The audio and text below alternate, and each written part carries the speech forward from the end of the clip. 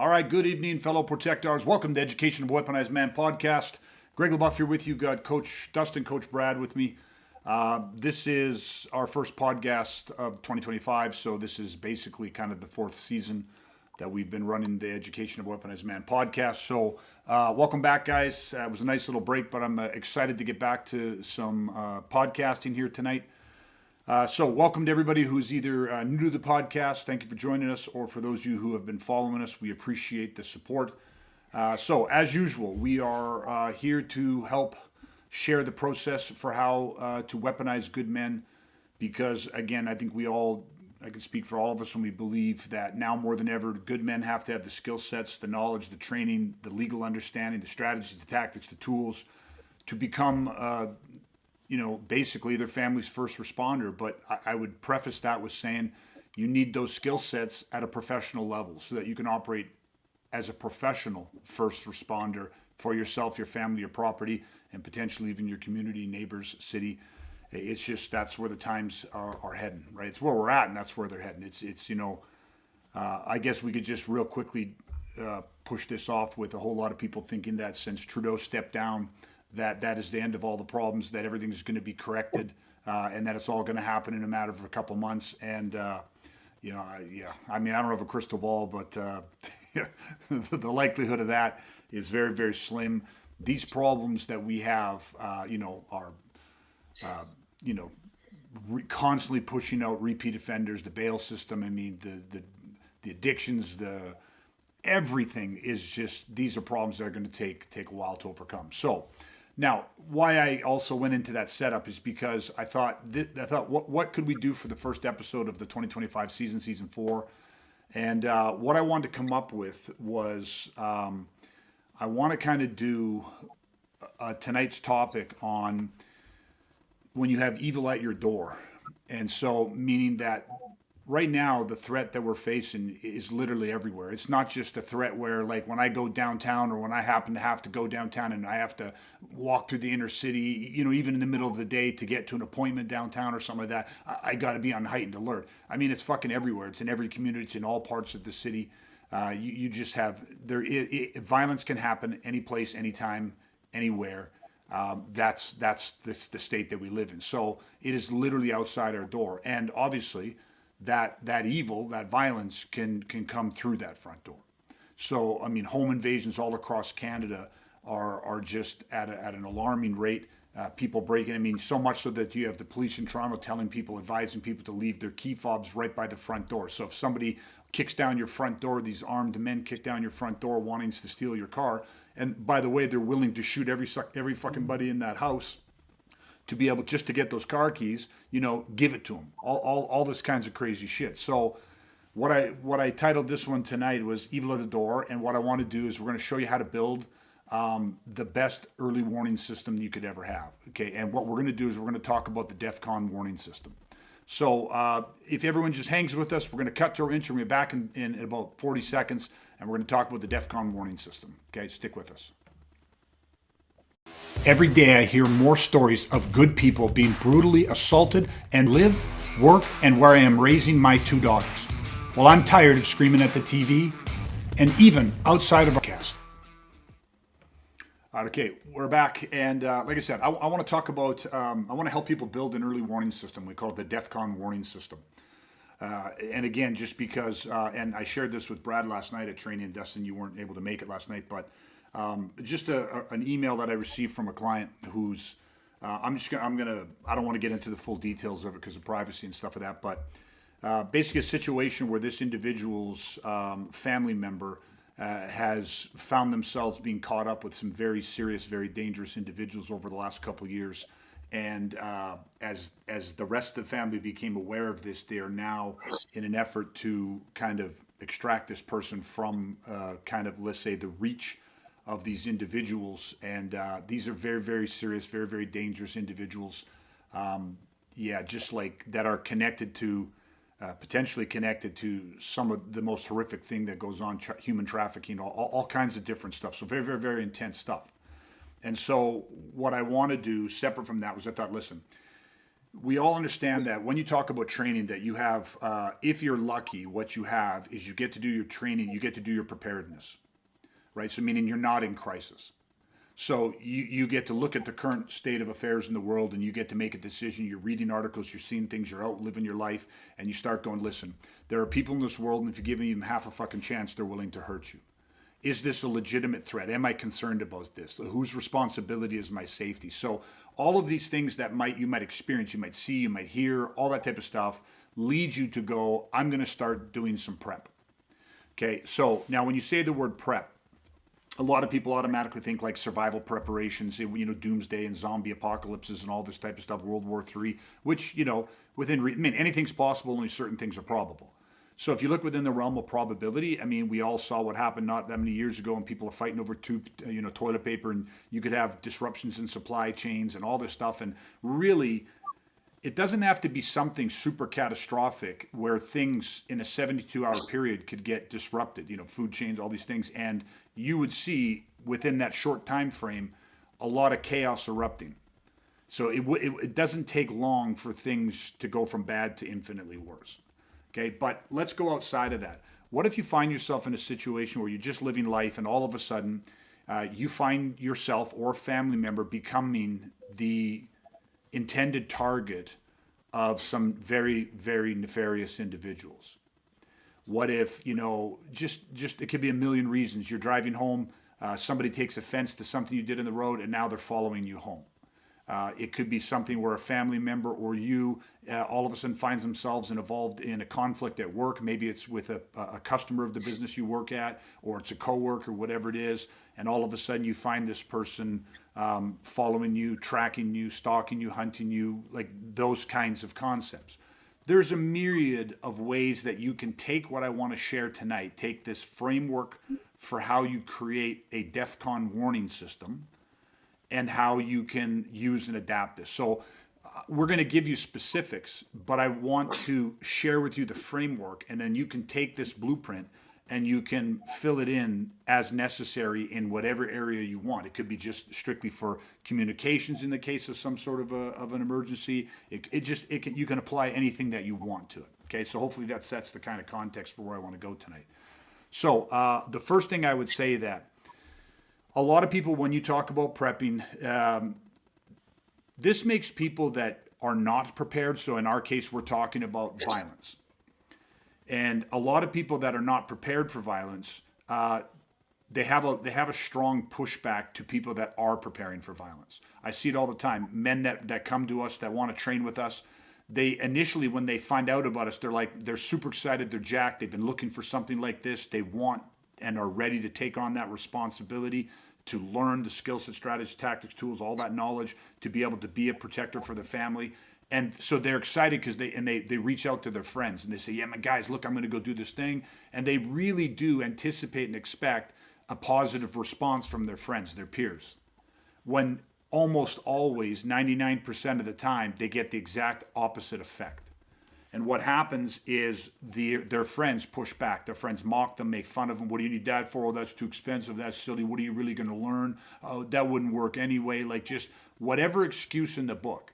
So the first thing that we need to talk about is just we have to, talk about what it means to be prepared and how you kind of overcome these obstacles, because that's a type of peer pressure that is often very effective. So I would just say this, and then I want you guys to just chime in with your opinions of this. But if you prepare for something, whether that's a natural disaster, a mechanical emergency, or human interaction, interpersonal human aggression, when you prepare, what happens is you instantaneously get a reward for that preparation. Because this is the way people look at it. You don't need that shit. Nothing's going to happen. If that stuff happens anyhow, none of that shit's going to work. But the person that chooses, because that's fear.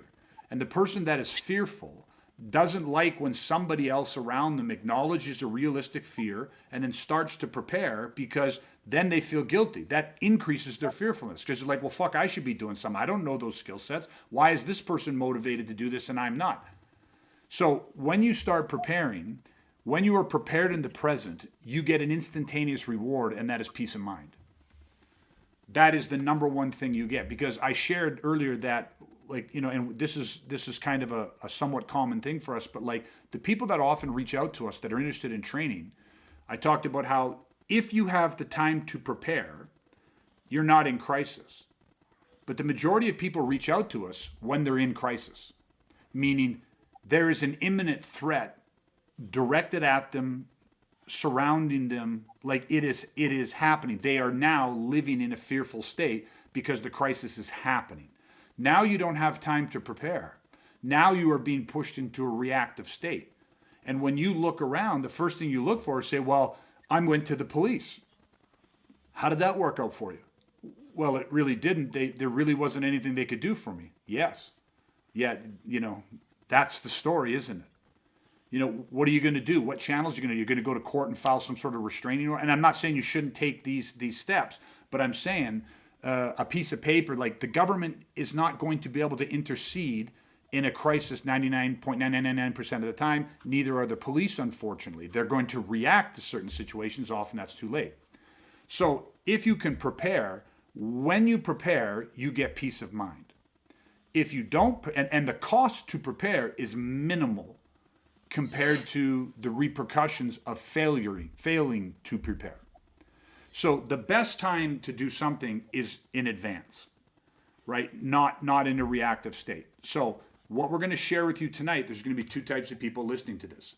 The first group of people are going to have to sit there and go, they're either going to listen to what we're saying and go, I'm interested in this, maybe this is worth hearing, and they'll listen to the entirety of the podcast because they want to prepare. Or you get the second group that'll listen to someone and go, this is a bunch, fuck this, I don't need this, this is fucking stupid, this shouldn't work, because it takes effort, it takes energy, and it reveals weaknesses.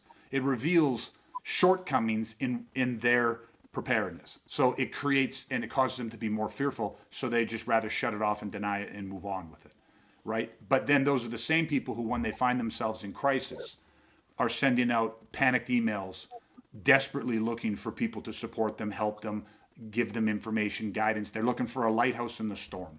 Okay, so that's just kind of a bit of a long-winded setup, but my belief is when you prepare, even if you never use the skill sets that you are preparing for, even if you never use them, the situation never happens, you still get something out of being prepared, and that is peace of mind. Okay, so just real quick, guys, because it was a bit of a longer setup. What is your visceral thought on just the preparing and all that kind of stuff? Well, I just got hit with one really simple analogy, and it's like, how helpful is a smoke detector in a house fire? Mm-hmm. Like, not very. It's a pretty small thing to do on the front end, and it gives you peace of mind. Surprise, right? Yeah. And I think it's just a good example of what you're talking about. It's like, put some work in on the front end, you get that immediate peace of mind that you're going to have some kind of a warning system when shit's going wrong, right? Yeah, 100%. Brad? We have a saying, we've said it lots in the last 4 seasons or 3 previous seasons and into this one, is no one's coming to save you. And, when kind of with your introduction with the conversation where it's going, it's like, I think that, that's very easy to give lip service to. Oh, no one's going to save you. I can handle my shit. I can do whatever. Or you don't need that. But when the time comes, like, I'll do this. It's like, yeah, like, but then when the time does come, it's like, you're looking for someone to save you. Yeah. And we know that that's like you said, it's like, well, police aren't here to save you. Military's not here to save you. In that moment, there's not really going to be anybody there if you're facing violence that is really going to come and save you. So again, it's your responsibility. You're your first responder, and it's like it's just kind of funny because that'll resonate with people, but then they won't take an action. Yeah. And then when crisis faces them, they're like, "Oh fuck! Like, how come you didn't do anything for me?"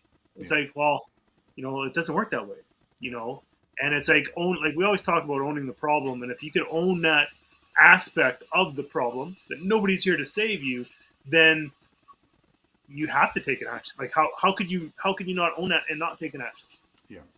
Yeah. I mean, this is just one of the immutable concepts of conflict.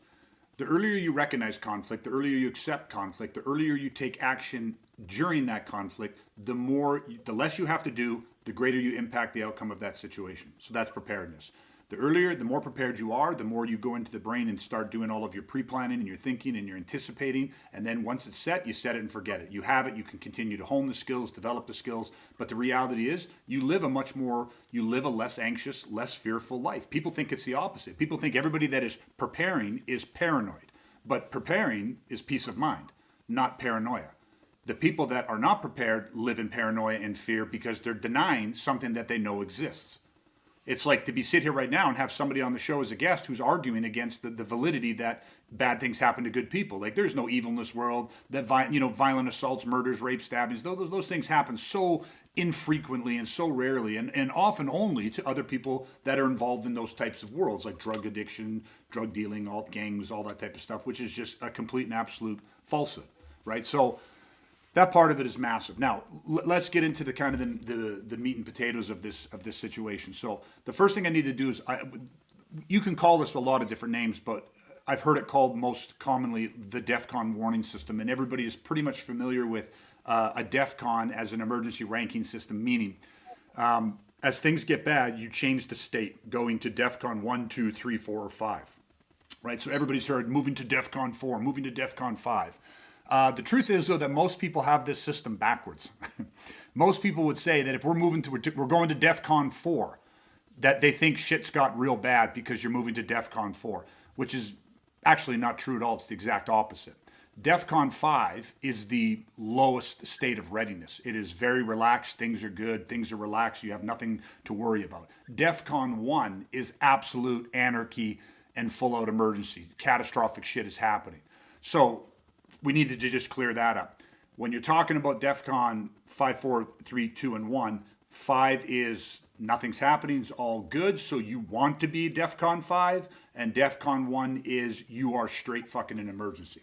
Now, just for simplicity, we're actually going to go and use 4 stages of this warning system. So we're going to go from DEFCON 4, which is the lowest threat level, and then we're going to move through up into DEFCON 1, which is the highest threat level.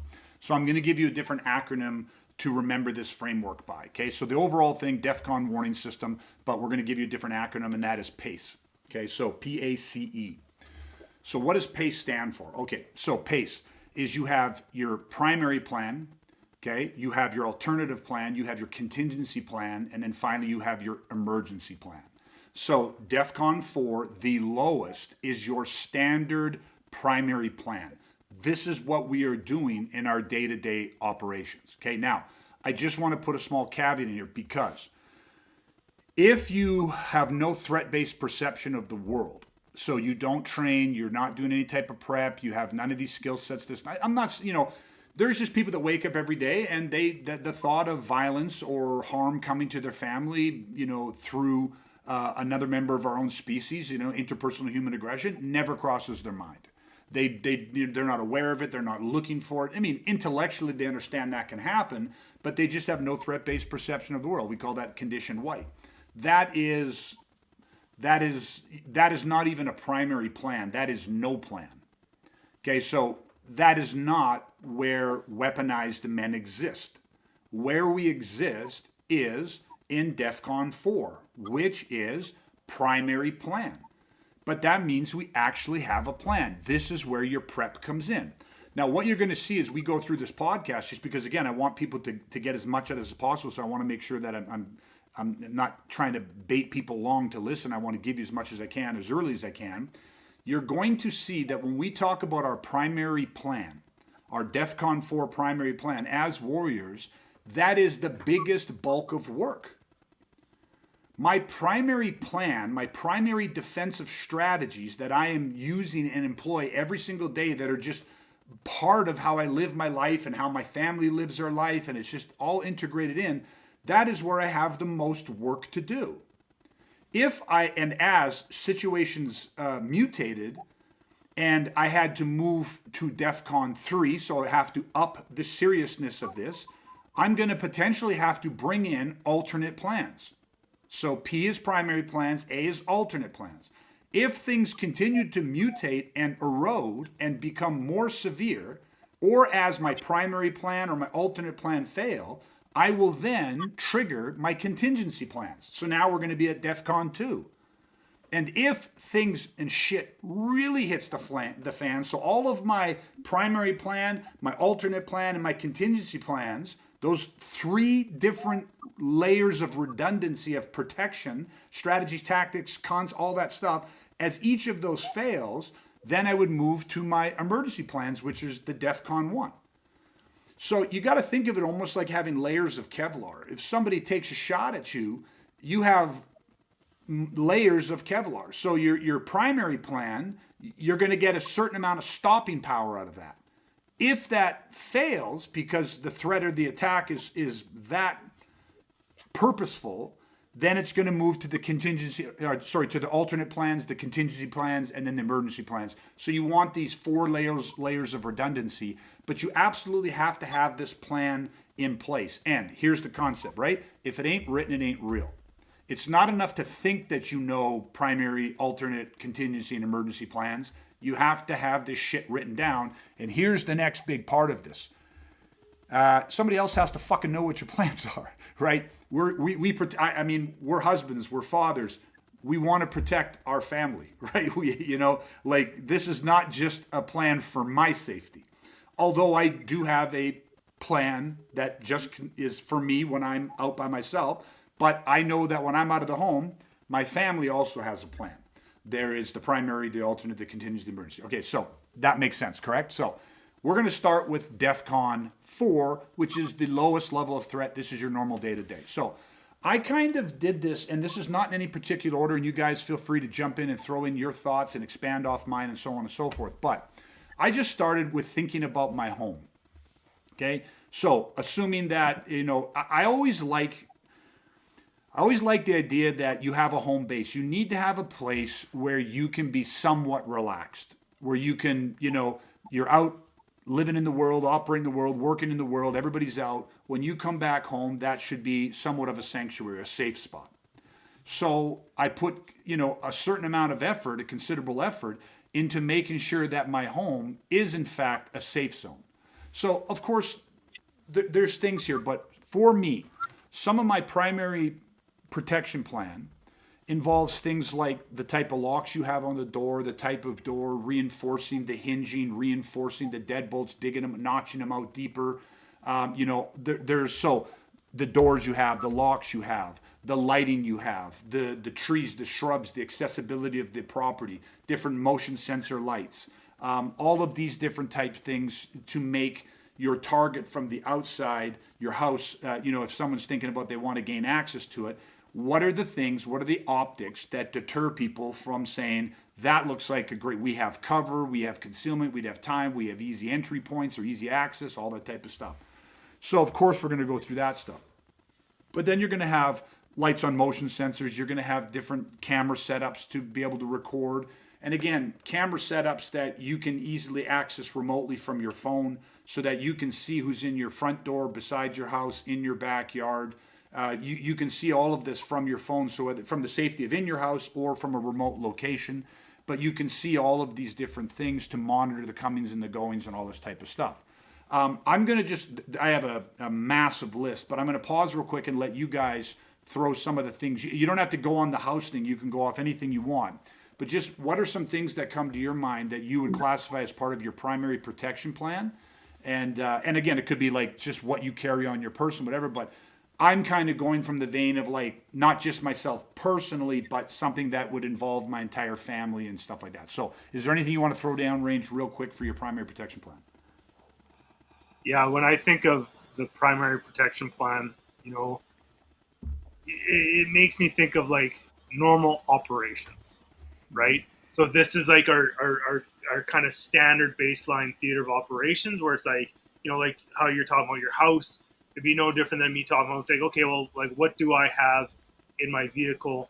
What do I have on my person, right? Like for me, do I like have my tack light, have an edged tool, right? Do I have a med kit? Do I have these things that are just like, again, like everybody's like, oh, luck favors the prepared. It's like, well, yeah, well, I wouldn't really call that luck. Like that's being prepared.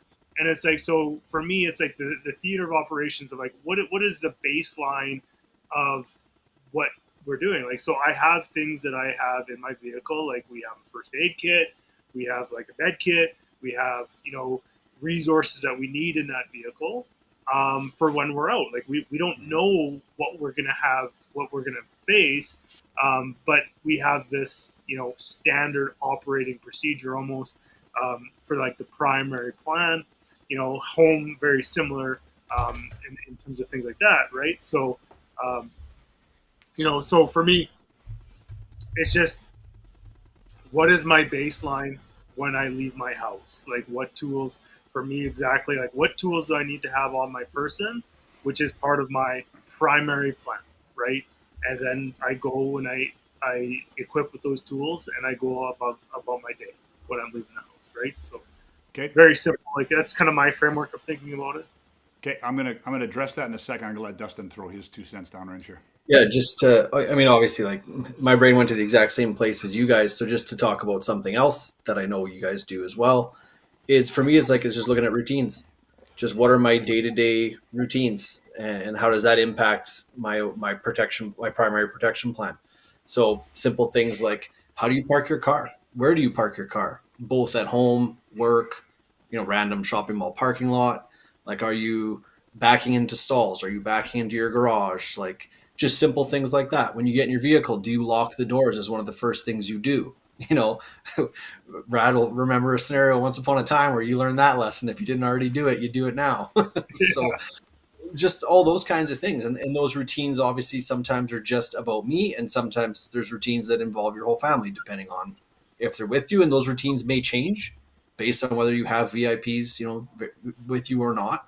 So for me, it's just, it's the day-to-day routines, which obviously goes into a lot of different behaviors, transition zones, all kinds of stuff we can unpack with that. But that's another big part of, I think, a primary protection plan that people have to look at. Okay, so one of the things in you each, with the examples you gave me, hit on two different things. Majority of stuff that Brad hit on is what I would consider to be your crisis kit. Those are tools that you're going to need when you find yourself in a crisis or a crisis erupts. Would you agree with that? Like you got your emergency medical kit. Well, that doesn't get used every single day. That gets used when there's a crisis, and you got your tack light, your knife, you got this, you got that. Those are crisis kit tools, right? Which are obviously, we need those things because that's your preparedness for the moment of a crisis.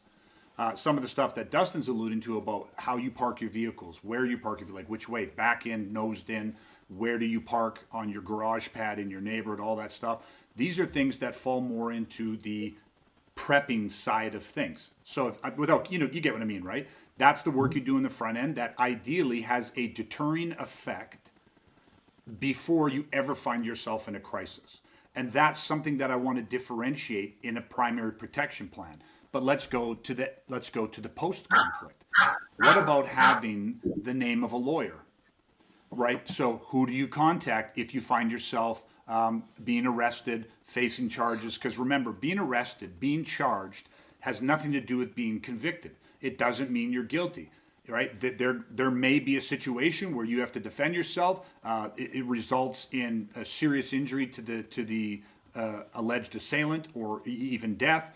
There is going to be an investigation. There's going to be police. It's all going to happen. So again, when you are preparing for peace of mind, part of your primary protection plan is to know who you would call, right? So it's just like if you when you travel out of town, what's the closest hospital to the hotel you're staying at? What are the shortest routes? What are the transportation systems like? What is the crime rate in the neighborhood? What are some things that where's the closest police department? All of these different things are part of your primary, preparedness plan. That is what tells you, if you don't have the plan, how do you know what DEFCON you're at? Are you at DEFCON 4, which is the lowest, meaning that things are relaxed and you're good, you're aware, but you're relaxed and comfortable? Or have some of the aspects of your plan started to make contact, meaning things are happening, which then may say, okay, my defensive strategies are holding strong, they are effective, they are working, or do I need to escalate to a different, do I need to go from DEFCON 4 to 3? Do I need to start implementing some of my alternative plans or contingency plans or emergency plans?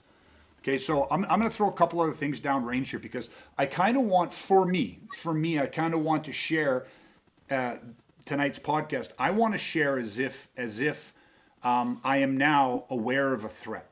So much like the email we got, there's a situation where People, they believe that people are watching them. People are recording the homes. You know, they're following them. There is a real, legitimate concern for that a high level threat is imminent. So I look at this. Obviously, what about a security system, right? So you can have a security system, but even when you talk about putting a security system in your house, you have security systems that will sound an alarm. You have security systems that are monitored, right? So they have two-way activation so that someone that's monitoring the house actually can talk to people that are in the house. So there's different layers of a security system. But there's a lot of people who don't have the security system. And I think this is something that's been done a lot, but you put up the stickers, you put a sign in the front yard stating that you have a security system. Some people go further. Some people mount cameras all over their house, even if the cameras aren't wired up. They give the illusion that there is monitoring. They put up signs saying that this property is under 24-hour video surveillance. I'm just saying that these things actually have an impact on target selection. And even if you have somebody that is purposely targeting your house, they don't know what they don't know. They're going to do a reconnaissance. People studying you, people following you, people looking at you, whether it's opportunistic in the moment, somebody follows you home after a road rage situation, and when they get out and they start approaching your property, they're going to do an assessment, a visceral preliminary analysis of what they see. Well, show them things that get them thinking. Let's move to something, because you know, if your family was legitimately at what you felt was in harm's way, and you don't have a dog, well, a great deterrent is to have a dog or two. But you might say, well, fuck, man, like I don't have a dog. What do I do? Go out and buy a fucking puppy and try to raise this puppy, train it to guard dog? You know, do you have friends that have dogs? You know, you can borrow your friends' dogs. There's lots of things that you can do, because dogs, even if it's not a great attack dog, is a great early warning system. You know, so, and people might say, I'm not going to go and get a dog. I'm talking about if you actually felt as though your family's security was in jeopardy. I mean, if I asked you guys this, or anybody listening to this, how much of a concern would you have to have for your family to start taking actions that are outside of what you would consider to be your norm? Like when I talk about the fact that if I was, as the husband, if I had my daughters, I feel like there's a guy stalking my daughter, or people are like, someone's pursuing my family. And let's say I knew I had to go out of town for the weekend. I would do a lot more than this. But it would not be hard for me to go to a number of friends that I know that have some very, dogs with survivable value, and say, listen, man, would you mind coming to the house, spending the weekend at my place, bringing your dogs with you? Either lend me your dogs, you come with the fucking dogs, I don't care, but I want those dogs at my house. I would put up a sign that says, beware of dog. I would go get a fucking tether, stake in the ground, and put a fucking chain out there and throw a doghouse in my fucking backyard, so that when people looked at it, the optics of it are that I have a dog. I want it to appear that way, even if I didn't. Does that make sense? I mean, there is audio machines that will recreate and produce the sounds of dogs barking every time somebody rings your doorbell or approaches. For a lot of people, they say, this is crazy, that's insane. Well, there's no limit to what I would do to protect my family. And there is no limit to what I would do to gain some sort of a psychological, mental, or emotional advantage over my intended attackers. If you can cause them a moment's doubt or a fraction of a second hesitation, these things are going to work well for you. So, security systems, animals, dogs, even just the appearance of these things is better than nothing, right? A couple other things is, in these situations, it's shocking to me how many times over the years you have somebody who says, this guy from work, my wife's coworker, has been harassing her, and he's followed her home a couple times, he's done these things, and yet the husband who works out of town a week at a time or 2 weeks at a time, and the wife is there alone. And it's like, do you not have friends? Do you not have family? Can you not have somebody, staying over at the place with her when you're not there, picking her up from work, meeting her? Like, most people in this world are so inconvenienced by such small, simple things. I mean, we are inconvenienced when our cell phone doesn't get great reception, to the point that people lose their shit. So the stuff that we're talking about a primary protection plan. These are things that I have spent a lot of time thinking. I'll go to another one, like just communication systems. Most people, as their primary communication plan, go this: well, I've got a cell phone, my wife has a cell phone, my daughter has a cell phone, so that's our communication. Fantastic. That is the easiest primary communication piece. So that's part of your primary protection plan. But also, do you email? Can you connect through email? And everyone goes, yeah, sure, of course, we all have our email. But you have your known email. Do you have, everyone knows what a burner phone is for the most part, right? But most people don't have burner phones in their home. They don't have alternate email addresses that are more discreet, not used primary. So if somebody is in fact watching your family, following your family, it's not hard for them to hack into primary communication systems. And so a primary plan has to be layered to a degree. Now, what you're starting to see me breach into is, of course, my alternate plan. If I feel like our primary systems are no longer sufficient, and then escalate to a higher level in my DEFCON, so DEFCON 4 is all things are pretty good, then I got to go to DEFCON 3, which is my alternate plan.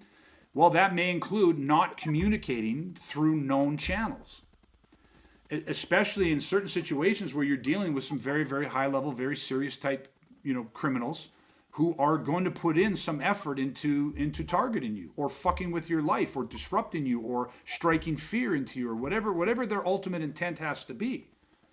And you have to assume that the ultimate intent is to do you harm. That's what's reasonable. Don't benefit of the doubt yourself to death. Oh no, I'm sure they wouldn't do anything. I'm sure they're just trying to scare us. Famous last words.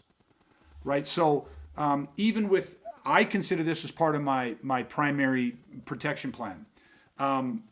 If I asked you guys right now, if you didn't feel like your house was safe, do you, and without talking to the rest of your family, know what secondary location that you would all go to? And people might say, well, that's the alternate plan, because what's the other house that you would go to? That's great, but even as part of my primary plan, we have known safe zones outside of our house and that are connected and within proximity to frequently used travel paths. So my daughter at school, my other daughter at her school, 2 separate schools. If you can't make it to home and we can't make it to you, where's the next location? That's not an alternate plan. It is and it isn't in my mind. That's part of my primary plan because they spend how many hours a week outside of the home.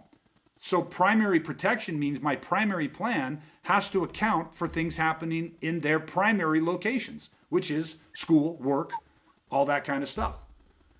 You get what I mean? My alternate plans go deeper than that. So I'm just trying to paint a picture for people that a primary plan is so much more than what people think. It's got to be way, way, way deeper because you can't just think of the physical assault. You have to actually think about the stalking. You have to think about the mutation, the pre-contact shit that happens so often when people tend to target you. So does that kind of resonate? And do you guys have anything that you want to add to that? Yeah, even having the alternate, the contingency, and the emergency plan is part of the primary plan. Mm-hmm. You know what I mean? Like having those is if you don't have those in place, then that's to me, I'm looking at it, I'm like, well, look, building and crafting those is part of the primary plan. Yeah, having those assets in place, right? Yeah, well, what you're doing is you're building a system. So you have to step back from it and go, if someone offers me, if I'm going into a combat zone and somebody offers me a bulletproof vest that has 1 layer of protection versus ones that has 3 or 4, as an analogy, obviously you could have one that's maybe better than the 3 or 4, but you get what I mean. I want redundancies in my protection because, no plan survives contact. Things fuck up, things mutate, Murphy's Law. And so you have to have, when you're talking about how you are preparing for any type of a crisis, you want to have layers of contingency because you're going to experience different layers of severity or different levels of severity, whether it's a natural, mechanical, or human crisis, right? So if we're talking about being prepared for a tornado ripping through, what's your primary plan? Where are you going to go? Food you have, different things, different that, communicate, all that stuff. But then you need an alternative, because if your primary plan doesn't survive contact, what's the alternative? And then beyond the alternative, what's the contingency? And then of course, what's the fucking emergency? When all hell, because what you'll notice in this model that we're giving people from primary to alternate to contingency to emergency is it becomes less convenient. That's what happens. You know what I would do, how I would automatically just viscerally rate somebody's PACE plan, like somebody's emergency plan, their DEFCON warning system, is I would look at their primary plan and I would look at it for how convenient / inconvenient the items on that list are. Because the more inconvenient your primary plan is to a degree, probably the better that it is. Because you're just willing to take steps that most people won't. Most people have heard that you should take out and replace the screws in your door hinges because most houses, they're just put in there with very small screws. Take those out and put in good 3.5-inch wood screws in there, and that makes your door infinitely stronger. Most people have heard of that. Most people have not done that. That's on a to-do list that has very, very low priority. Why? Well, because it's somewhat inconvenient. It's really not inconvenient at all. It's just out of the norm of what you do. You got to come home. You got to go buy some screws, come home, take your drill, click the button to reverse, pull out, 9 screws, and then put it back and forward and put in 9 screws. Like it's really fucking simple. You know what I mean? But then you look at and say your deadbolt, which extends, and most people's deadbolt is only hollowed out to maybe less than an inch. But your deadbolt actually has the capacity to go slightly deeper, most deadbolts. So you can just take a hammer and chisel that out, which is more inconvenient, so less likely to be done. But most people's primary plan is just all the things that they can do at very little inconvenience. They don't want it to cost them time, energy, money, thought, effort, whatever the fuck that is. Right? So I think, go ahead. I was just going to say, I think a lot of people too, like you said, their primary plan is very basic and simple because it's convenient. And then I think a lot of people want to just jump from A to Z. And I think that's why so often we hear, we'll just get a gun. Yep. And it's almost like, okay, so your plan is no plan until you're at the absolute fucking most dire moment. And then if you're so lucky to actually have your gun and all of that, it works in your favor, which it probably wouldn't, but let's say it did. So now now just imminent threat. Like you can't do anything until you're ready to pull the trigger. Yeah. What kind of plan is that? How does that plan address everything you've talked about tonight with like stalking and just all these different scenarios? Like, so again, okay, so get a gun, leave a gun with your daughter while you're gone for the weekend. Yeah. So there's zero fucking plan until she's ready to pull the trigger. Like it's just, it's ridiculous. Yeah. Yeah. It's exactly what you said. It's just most people, they're not incentivized because either A, they don't want to. One of the hardest things about preparing for the worst things that could ever happen in your life is you first have to go there in your imagination. You have to make it real. So as a parent, the worst thing you can imagine is somebody harming your child or your wife, especially when you're not there. And so if you actually go into the future and you go into your imagination and you make that real, when you come back from that, you won't be able to sleep until you've done things to give yourself peace of mind. And peace of mind only comes about through preparedness, right? When you deny things and you dismiss things, you might think you have peace of mind. You don't. You have denial. Denial is a coping mechanism that blocks you from unwanted information. That's why you can feel at ease, but you're not at ease. You are denying a truth and a reality. And so if and when that thing that you are denying actually happens, the trauma you experience is 100-fold, because the first thing you realize is that you knew or you ought to have known. And when you dig down and when you're honest with yourself, you can't look in the mirror without going, I knew this was a possibility. I should have been prepared. I watch the news. I live in here. I've talked to friends. I've heard these things, and yet I did nothing, right? Except use denial. So again, if you prepare, what you get a benefit out of preparation right off the bat, and that's peace of mind, real peace of mind. Okay, because there are no guarantees, but you've done everything in your power to mitigate, right? So, okay, so the primary plan is kind of in place, and we've talked about some of those things. Let's go to the alternate plan. So for me, let me just, because this is an example I gave. In my primary plan, our house is as much as I can to make it a safe zone. If my daughters felt threatened at school, on the way home from school, even potentially when they're in the house, and the circumstances are right to do this was meaning that this was a smart tactical decision at this point. If they, for whatever reason, felt like the house wasn't the safest place, but there was opportunity to remove themselves from that situation, they would have other alternative residence places that they could go that we have deemed as safe zones, meaning we have looked at them, we have vetted them, and we have gone with saying this place has the most survivable value, this place is less, so therefore this is the place I'd want you to go. That might mean that there's other people there, there's other people that know how to protect and are willing to protect, all of these different types of things. Before I jump to my alternate plan, let me just put one more thing.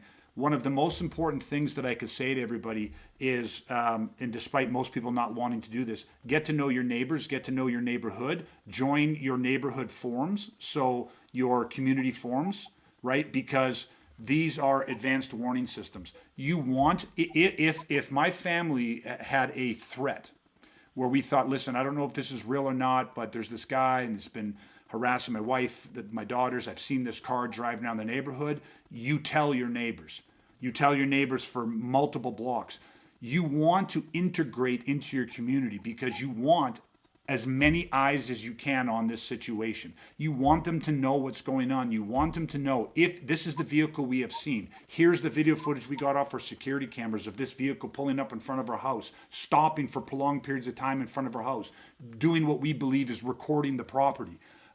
You want neighbors watching out for that vehicle. If you see that vehicle, please call 911. Like, have them come out and report this. Tell them what's going on. Do not keep this shit a secret, because you become an army of one. And this ain't a fucking Jean-Claude Van Damme movie. You know what I mean? Like, this is real life. So the more people that know about what's going on, the more that you integrate into your community and that network of neighbors, and you'll see on those forums, man, you'll have some Karen in some neighborhood who's clocking every vehicle that goes in and out.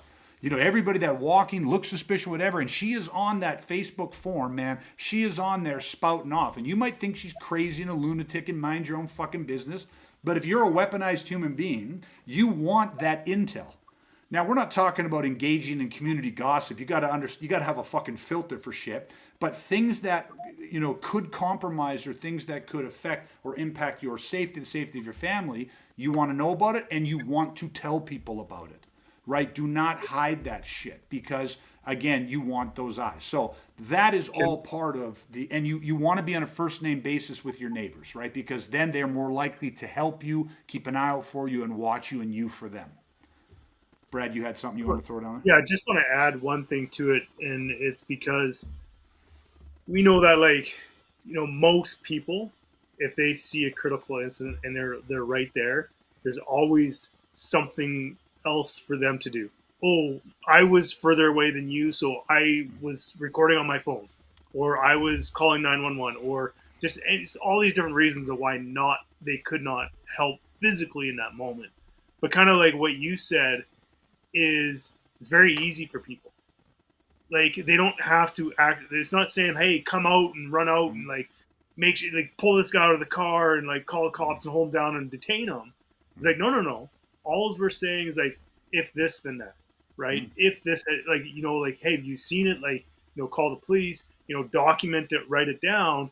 So then it's like, you know, it's not being an army of one, but you're also making it very easy for people to assist in your survival plan. Because most times, like this is, like, again, that early warning system, and most people, they won't intervene physically, but it's a very easy ask, and people want that too, because they're like, hey, listen, like, if I ever had that, like yeah, this community watch type of thing, neighborhood watch, you know, again, I just think it has a very low barrier to entry to allow people to be like, yeah, like, if I see that, even if it's like, I'll totally let you know. These guys were looking out of your house, you know, like, I couldn't call the cops, but like, I saw them on my Ring doorbell or whatever, right? Well, in a crisis, or at the onset of a potential crisis, the last thing you want people doing is guessing. What's going on? That car's not normally there. What's that guy doing? Oh, maybe it's a delivery. Maybe it's Uber Eats. Maybe it's whatever. Maybe it's this. That delays things. People have to guess. Yet when you know what's going on, and if they know what's going on, that this person is suspicious and been following us, or we think this, or if you ever see her coming home and there's a guy that's with her or following her and stuff like that, and you see him at the house, you know what I mean? That's information you share with people. That's part of that primary protection plan, right? Because Also- intel is part of every operation. You need good intel, and so do your neighbors. Also part of your post survival plan. Yeah, right? 100%. If a critical incident happens, you have X amount of people being like, listen, like they've been dealing with this for a long time. We've seen this guy out of the house. Like, so in terms of like, you know, sometimes the penalty is the process, but it's like you have reinforcements, you have witnesses. Well, yeah, you have witnesses that know more of what's going on the front end, so they're not basing their what they saw off of their experience is understanding on a bigger scope of what was potentially happening. So that's an excellent point that it's part of the post defense. You touched on it. You touched on it too, Greg, when you said, "Oh, the neighbor goes, oh, maybe it's Uber Eats or it's whatever." I think for the average person, most of them will try to justify away the things they're seeing. 100%. So by giving them some intel on the front end, they're not going to be so quick to do that. But if you don't tell them, then they're probably going to just assume it's nothing. Yeah, well, you're giving them permission to trust their intuition, because most people, if Uber Eats pulls up in front of your house, they feel like Uber Eats. And I said feel, like you don't feel off. They drive up, get out, walk up, act like someone delivering food. Yeah. Versus somebody that comes out who might be dressed up as Uber Eats and have the bag and all that shit, but something isn't right about their body language, their behavior, the way they're standing at the door, how much they're waiting, where they park, how they're looking around as they approach the house. And if they know what's going on, they go, fuck that guy. That guy's not Uber Eats. And if he is, I don't give a shit. I'm calling anyhow because I'll err on the side of caution, right? That's the survivable value. But again, all of that comes from the integrated into your neighborhood, your communities, beyond the forums, the online, all that type of stuff. Probably one of the most helpful pieces of information that you give to people, right? Because also bad people that are thinking to do bad things aren't typically looking for an audience. Not saying that you can't have some psychopath that doesn't give a fuck who's watching and doesn't give a shit about all that type of stuff. But remember, bad guys there's two things: their intent and the opportunity. They're always going to look. They have the intent. So if they have the intent, then what they're looking for is opportunity. They will almost always look for the best opportunity. They might not look or wait for the perfect opportunity, but they are looking for the best opportunity. So they're always typically going to try to use deception. Falsehood precedes reality, right? That's a strategy that we use in reverse on people, which is why I talked about the idea that if you don't want a dog, you don't have a dog. There is survivable value in making it look like you do have a fucking dog. You know what I mean? Making it sound like you do have a dog. And these are simple things to do. But again, everyone's going to have a different primary protection plan for when they're at DEFCON 4. So let's just bounce quickly to the alternative plan. So for me, just because the example I was going to use is the secondary housing. I talked about having different locations of primary, like our main residence, as well as different places that we deem, and that's part of our primary plan. The alternative plan is there's also locations and individuals that my family would know to go to or contact as an alternative, meaning if they feel that they have to escalate from DEFCON 4 to DEFCON 3, meaning shit's just, they don't know. They're like, I don't know. This doesn't, like, this feels really bad. So they're going off the primary and moving to the alternate. Do they know who to reach out to, how to contact, where to go to locations that are at least 2 removed from you? Meaning, if someone said, Greg's daughter's not going to go home, she's going to your guys' house. Well, how would they know that? Well, because they know that we're that close, we're that connected, you're close in proximity, all this type of stuff. But what they wouldn't know is somebody that is 2 removed from me.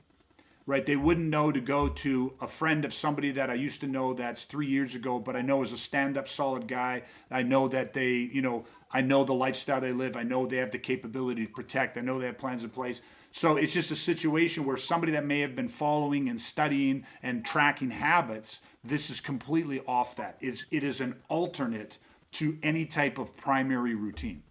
Right, so even having alternate routes for how the kids or transportation for how they get to and from school, or how what grocery store you shop at, I mean, I know for all of us, our primary plan involves multiple places to shop. I don't go to the same place to shop. I actually cycle through three so that my routine is varied. It's just good for my brain. It's good for mental mapping and not getting, complacent and stuck in, right? So I have three. But I also know where I would get supplies and food and where I would go that is removed from anything that I would consider to be part of my primary routine. And so your family has to understand that as well. Because again, if something happens, if they feel like something's going on, altering the routine, shattering the expectation of bad guys is extremely powerful. And that might be a bad guy who's never studied you at all, but he has an expectation for how people behave. Human nature. People are people. And people got to be people. And so whether they're in crisis or not, people will act like people. When you are trained, even outside of crisis, you will act different than most people. What we are talking about is a very different conversation than most people have had. Now, some people listening will go, I've had these thoughts. I've thought about this lots.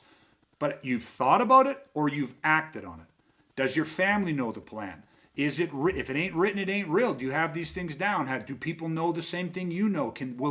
Are these systems up and running? You might not be utilizing them all, but because you don't necessarily need them all right now. But are these known systems? If the answer to that is no, then you have only thought about it and thinking about it.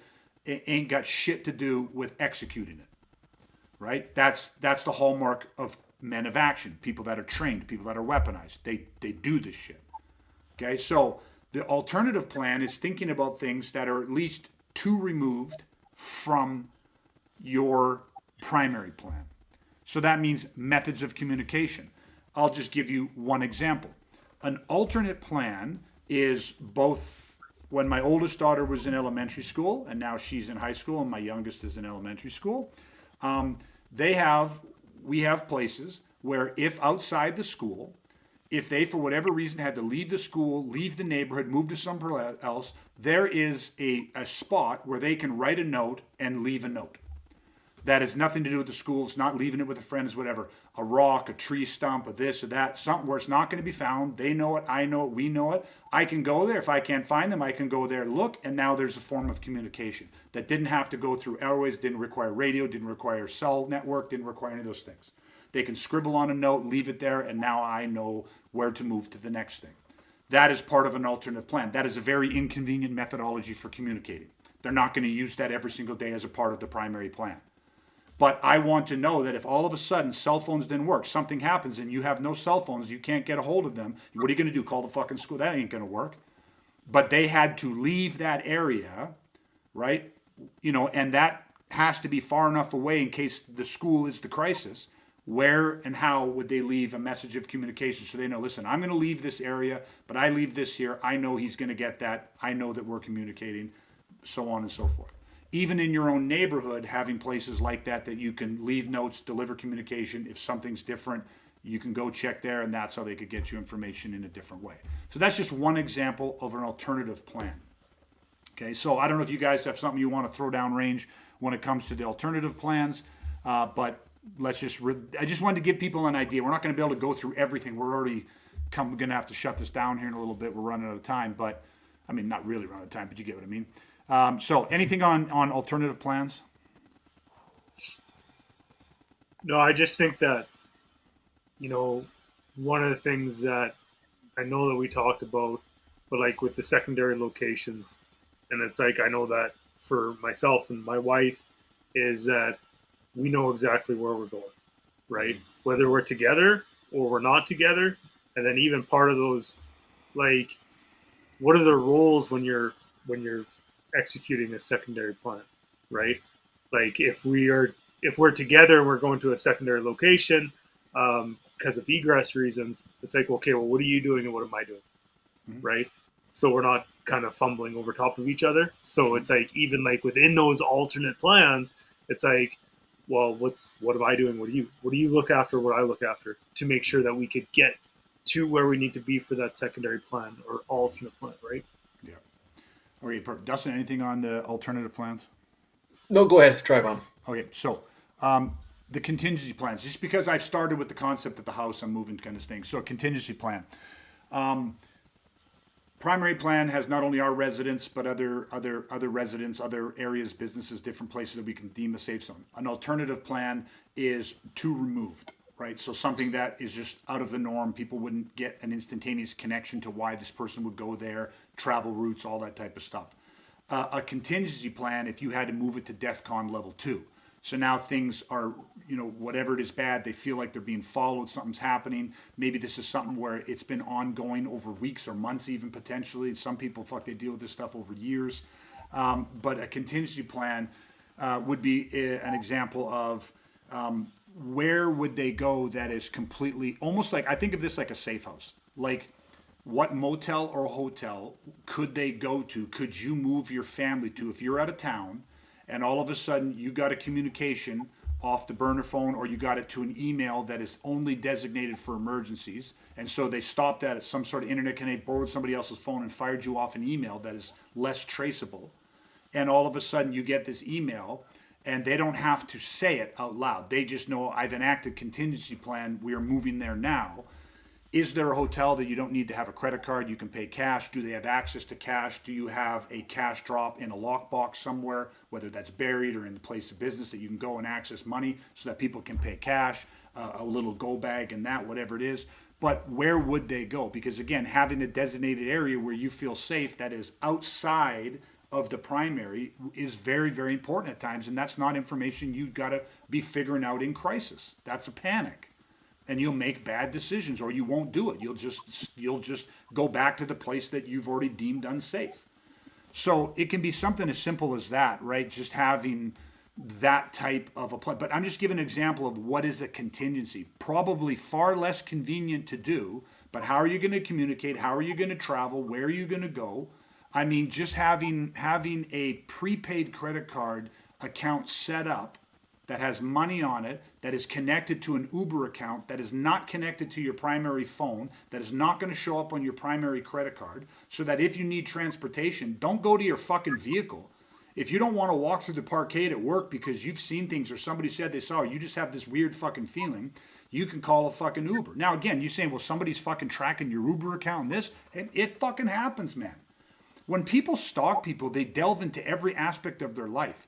Cybersecurity is not what most people think it is. Most people think, you can't track somebody's Uber account.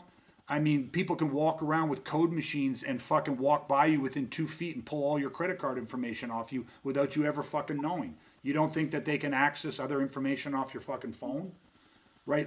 And again, you can take this plan of PACE, primary, alternate, contingency, and emergency, and adapt it to anything you want, natural, mechanical, or physical crisis, or human crisis. We're just talking about these types of stalking situations, which is something that a potential client of ours is going through right fucking now. This is the information that he needs to know but doesn't know. These are the plans that should have been in place or are not in place.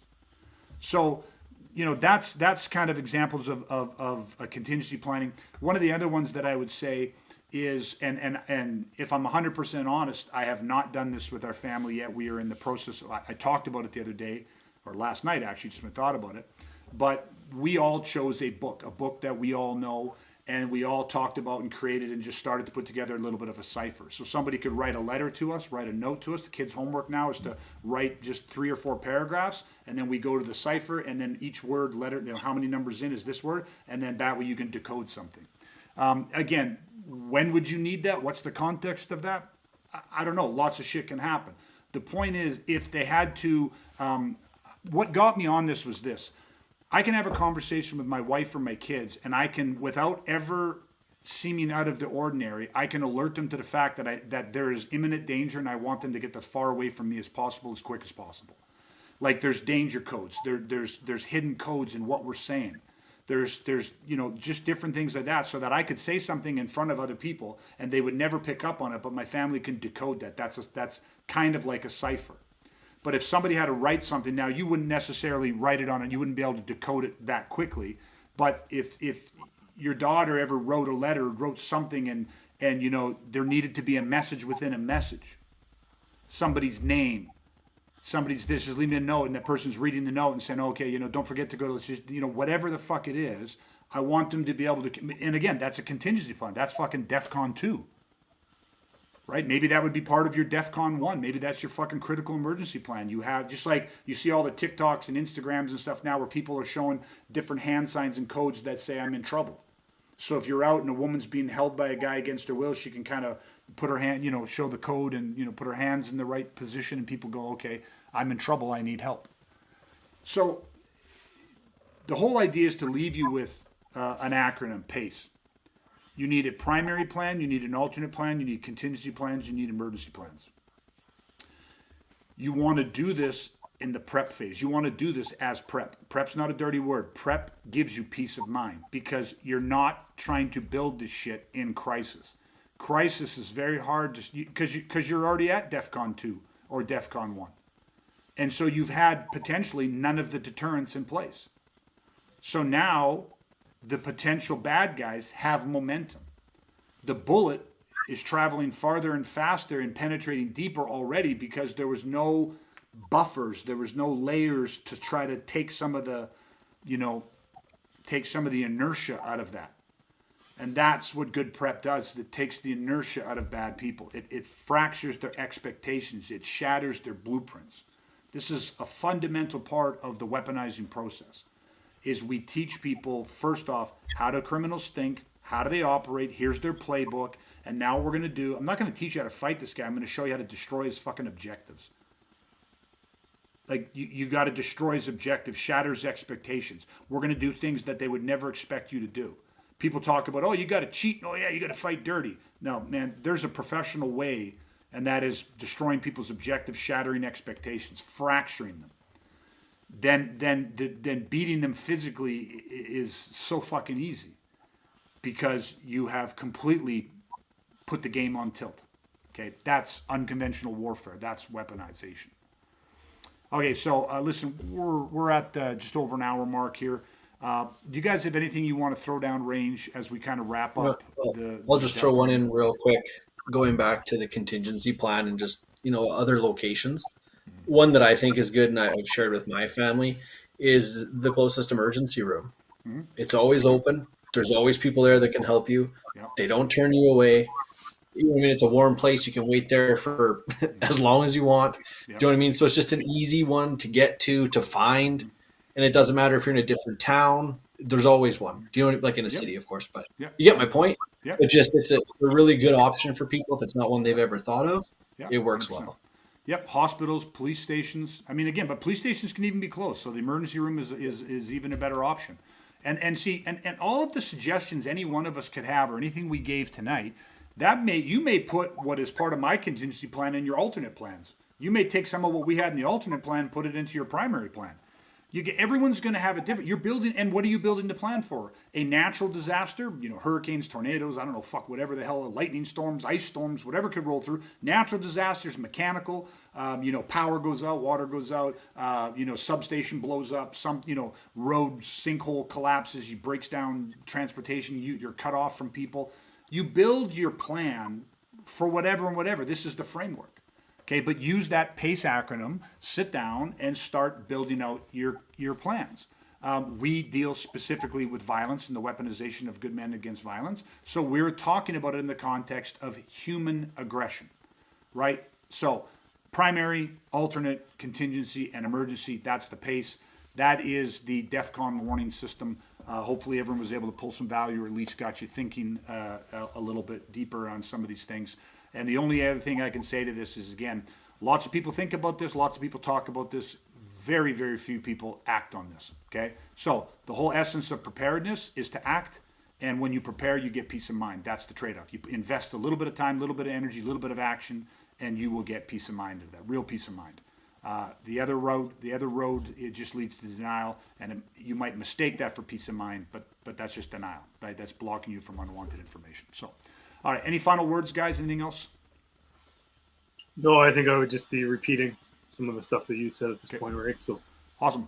All right, gentlemen. Well, listen, hey guys, that was a great episode. Welcome back, season 4. Thank you guys so much. We miss doing this. I can't wait. Every single Thursday, 7:30, we go live. Facebook, Instagram. Don't forget to check us out. Follow us, like, share, comment, and remember, man. Listen, we are actually currently right now. I'm going to talk about it next podcast, but we are taking on new clients, and we actually have a really cool thing that's come about. Where you can get up to 65% of your training subsidized, paid for. That allows this. Our whole mission is to get this type of training into the hands of really good men. So I'm going to share more about that next podcast. So yeah, if you've ever thought about doing this, just head over to weaponized16.ca, weaponized16.ca, and you can request a video information package. I'll record and send you out a personal video information package detailing some of these aspects, but we'd be honored to play a role in helping share this weaponization process with you in person. So all our training's done privately, but that's it. So thank you, Brad. Thank you, Dustin. As usual, sharing your time, energy. Looking forward to another great season of podcasting and helping to weaponize good men. So that is everybody. Thank you so much for joining us. Please stay safe, stay weaponized. You're going to chat again soon, everybody. Take care.